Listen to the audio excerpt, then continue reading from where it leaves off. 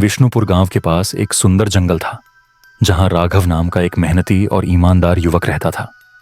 लेकिन वह हमेशा खुद की तुलना दूसरों से करता था।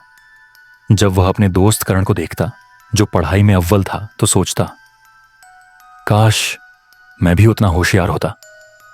जब वह अपने पड़ोसी सिद्धार्थ को देखता जो बहुत अमीर था तो सोचता, काश मेरे पास भी इतनी संपत्ति होती। धीरे धीरे वह निराश रहने लगा। उसकी पढ़ाई और काम में मन नहीं लगता था। उसे लगता कि वह कभी सफल नहीं हो सकता। एक दिन गांव में एक प्रसिद्ध संत आए। राघव ने उनसे अपनी परेशानी बताई। गुरुदेव, जब भी मैं किसी को खुद से बेहतर देखता हूं तो दुखी हो जाता हूं। कृपया मेरी मदद करें। संत मुस्कुराए और बोले, कल सुबह गांव के सबसे पुराने पेड़ के पास आना, वहां तुम्हें उत्तर मिलेगा।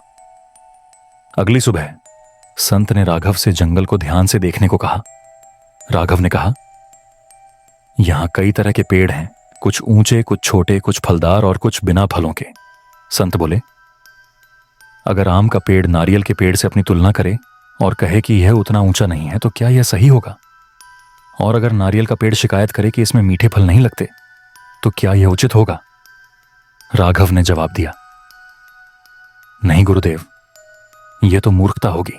संत बोले, हर पेड़ की अपनी पहचान और उद्देश्य होता है, वैसे ही हर इंसान की अपनी अलग यात्रा और विशेषता होती है।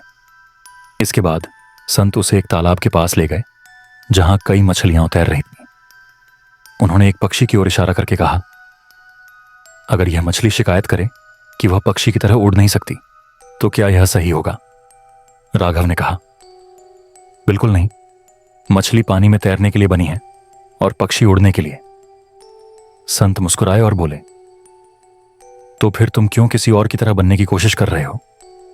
तुम्हारी अपनी यात्रा है। तुम्हारे पास भी वे गुण हैं जो दूसरों के पास नहीं है। राघव को गहरी सीख मिली। उसने अपनी तुलना करना छोड़ दिया और अपनी क्षमताओं पर ध्यान देना शुरू किया। उसने महसूस किया कि जब वह अपनी ताकत को पहचानकर काम करता है तो उसे सच्ची संतुष्टि मिलती है।